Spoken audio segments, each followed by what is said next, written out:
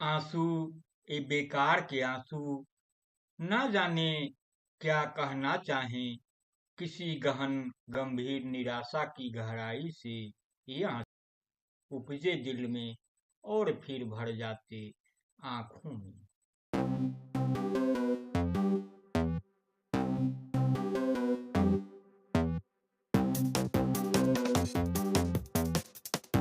जी हाँ, नमस्कार। News letter के साथ हाजिर हूँ मैं, राकेश। जो शुरुआत की कविता की पंक्तियां, वह अल्फ्रेड लॉर्ड टेनिसन की कविता है, आंसू बेकार के आंसू। लॉर्ड टेनिसन आज के कवि नहीं हैं।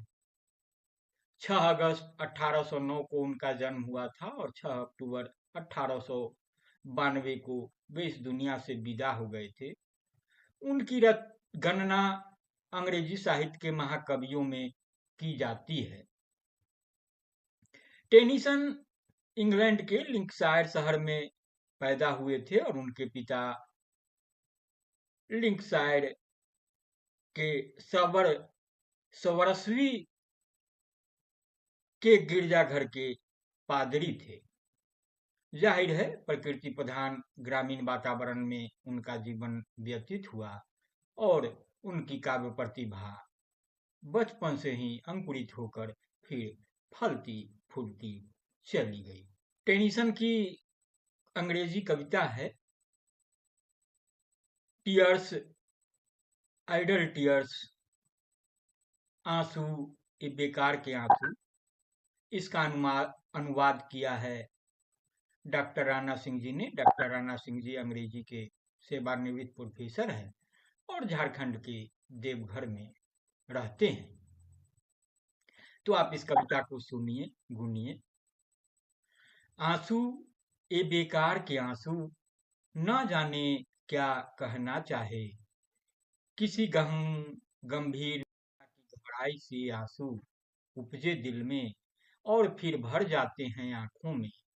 प्रमुदित पतझड़ मैदानों की सुंदरता को देख देख कर और सोच कर उन दिवसों की जो अब नहीं रहे धरती पर।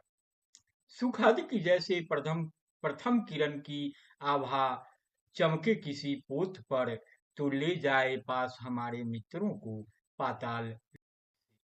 दुखद की जैसे सूरज की अंतिम किरणों की लाली उस पर ले जाए संग क्षितिज के नीचे सारे प्रियों को लेकर।